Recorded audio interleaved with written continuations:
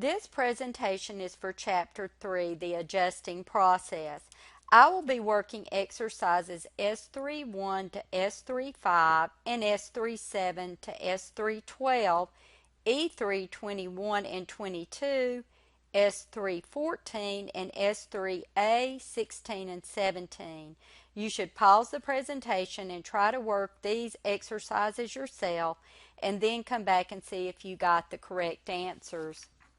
Pink Peony's law firm prepays for advertising in the local newspaper. On January 1st, the law firm prepays $3,000 for 10 months advertising.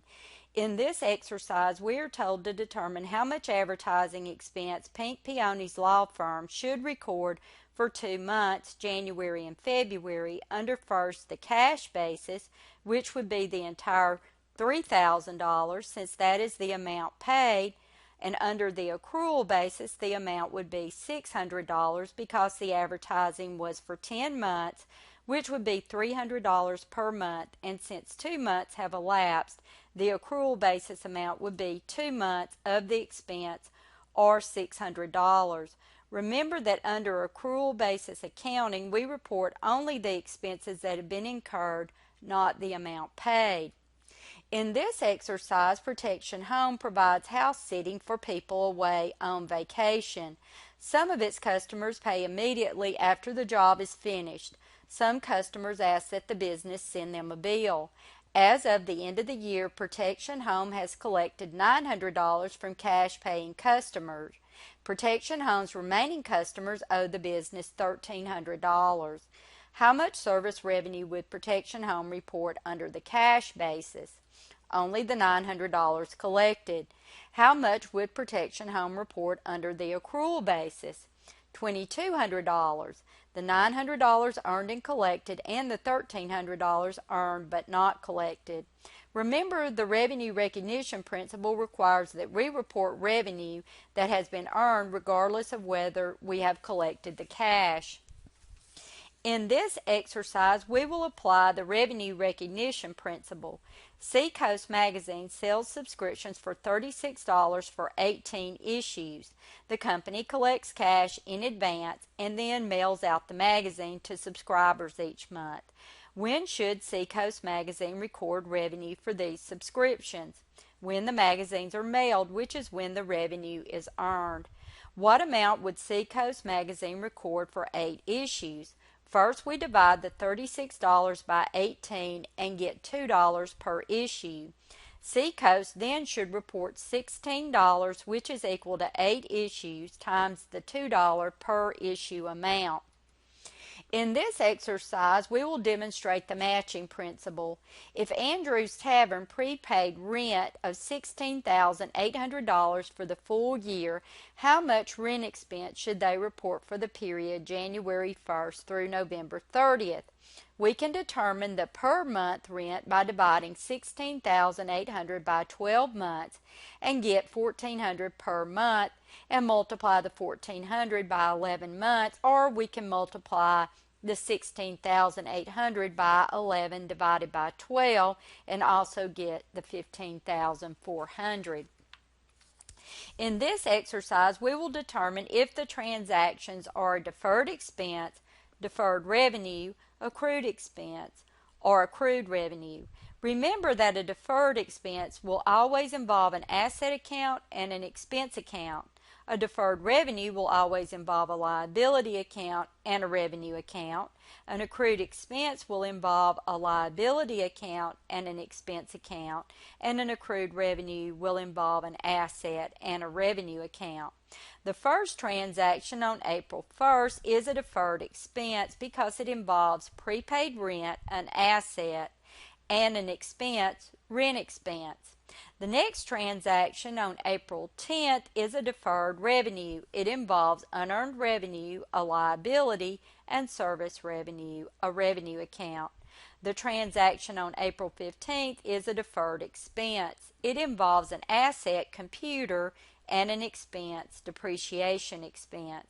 The transaction on April 18th is another deferred expense because it involves an asset, office supplies, and an expense, office supplies expense.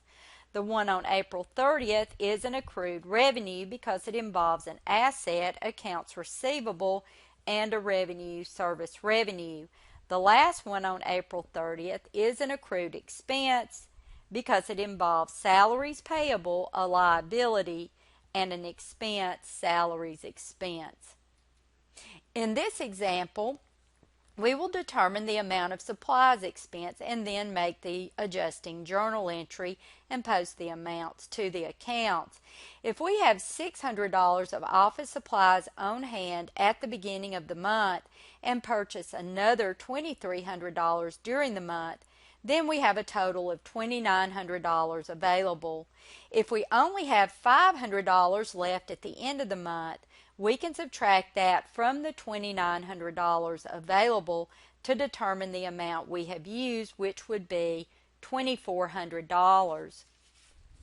We will now make the adjusting entry, which would be to debit supplies expense for $2,400 and credit office supplies for $2,400. After posting this entry, we see that the balance in supplies is now $500, which represents the supplies still on hand. In this exercise, we will determine the depreciation expense for the month of October for the computers and then post the adjusting entry. Since the computers were purchased for $57,600 and have no residual value, we will divide the $57,600 by the useful life of 36 months to determine the depreciation per month, which would be $1,600. Next, we will make the adjusting entry by debiting depreciation expense for $1,600 and crediting accumulated depreciation computer for $1,600. In this slide, we can see the posting of the depreciation expense to the accounts. Note that the original cost in the computer equipment account has not changed. We can determine the computer's book value by subtracting the accumulated depreciation balance of $1,600 from the computer's cost of $57,600, and we get $56,000 for the book value.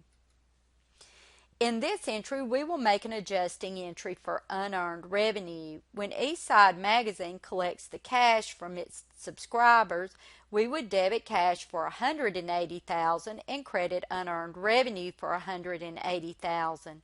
At the end of June, the unearned revenue account would be debited for $8,000, the amount of revenue that was earned, and subscription revenue would be credited for the same amount. This slide shows the T account for subscription revenue and unearned revenue after the adjusting entries have been posted. In this exercise, we will make an adjusting entry for accrued salaries expense. Birch Park Senior Center has a weekly payroll of $12,500. December 31st falls on Wednesday, and the business pays its employees on Monday for the previous week's work.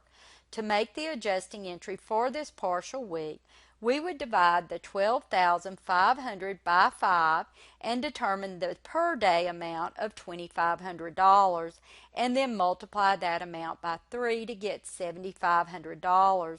Then we would debit salaries expense and credit salaries payable for this amount. This slide shows the amounts in the salaries expense and the salaries payable accounts after posting. On January 5th, the business would pay the full week's salary, but only $5,000 or 2 days of pay for January would be shown as salaries expense, and the salaries payable account would be debited for the salary that was accrued for December.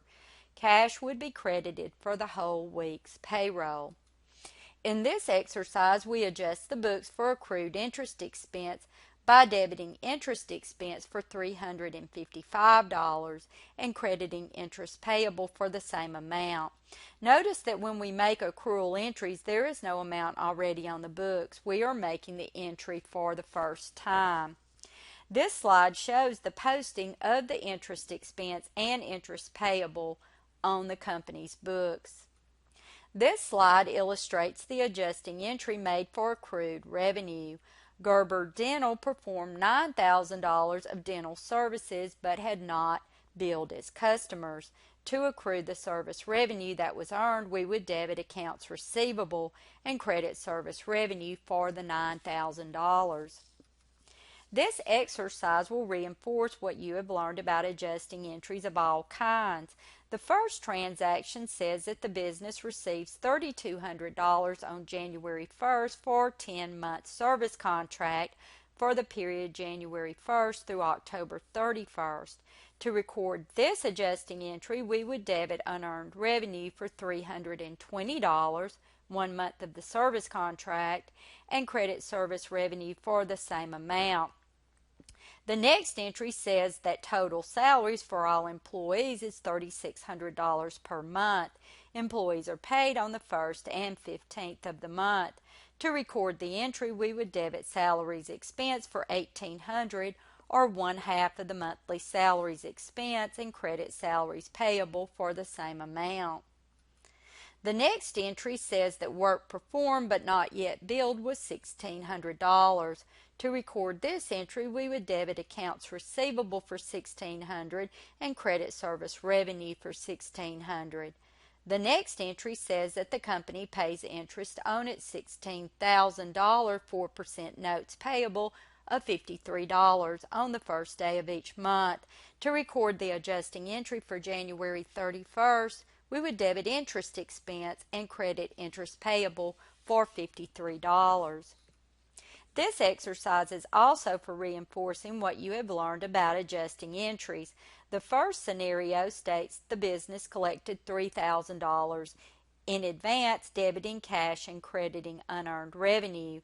The tenant paid this amount on October 1st for 1 year's rent.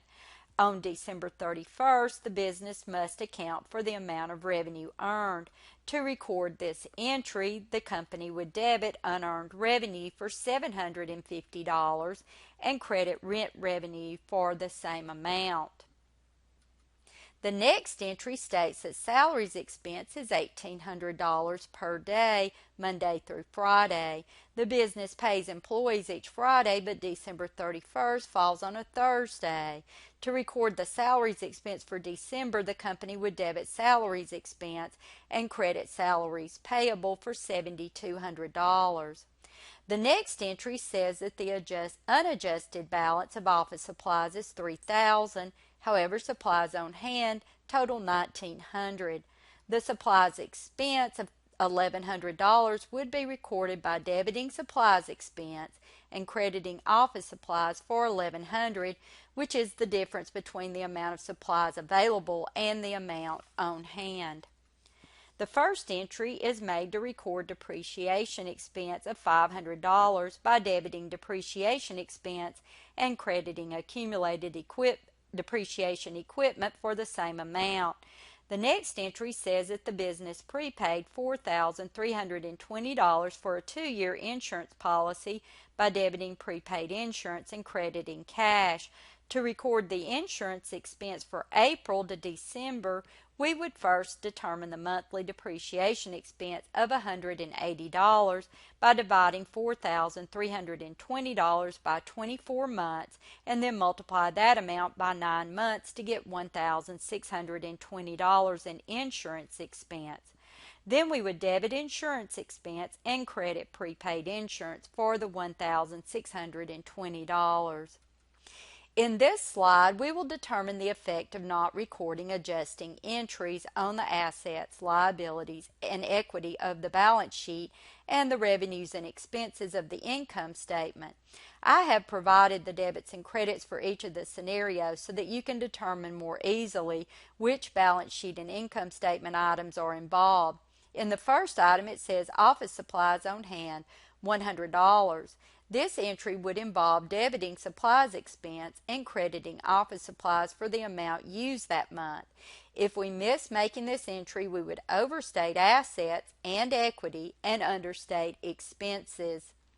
Assets would be overstated because office supplies would include supplies we have already used. Supplies expense would be understated because we didn't record as expense the supplies we used. Net income would be overstated, which overstates equity. You would follow the same logic through each of the following scenarios. B would involve understating the asset accounts receivable and equity and understating service revenues. C would involve understating the liability, interest payable, and overstating equity and understating interest expense. D would overstate an asset and equity and understate depreciation expense if skipped. And last, E would overstate the liability, unearned revenue, and understate equity and understate service revenues. This slide illustrates the alternative treatment of deferred expenses. If we paid $15,000 for store rent for a 6-month period under the alternative treatment, we would originally debit rent expense for $15,000 and credit cash for the same amount. To make the adjusting entry at the end of December, we would debit prepaid rent for the remaining 3 months of rent for the next year at $2,500 per month or $7,500 total and credit rent expense for that same amount. Notice that when we use the alternative method, we are debiting the asset prepaid rent for the remaining unused rent instead and adjusting for the amount instead of adjusting for the amount already used. In this exercise, we will adjust for deferred revenues using the alternative treatment. Salem Landscaping collected $24,000 in advance from its customers for landscaping services on September 1st, 2018. The revenue will be earned monthly over a 12-month period ending August 31st, 2019. The original entry would record the entire amount as service revenue by debiting cash and crediting service revenue for $24,000. At the end of December, we would remove 8 months of service revenue that will not be earned until the following year by debiting service revenue and crediting unearned revenue for $16,000, which is 8 months of the revenue or 3/4 of the amount the company received for the 12-month contract. And that is the conclusion of the demonstration for the exercises for Chapter 3.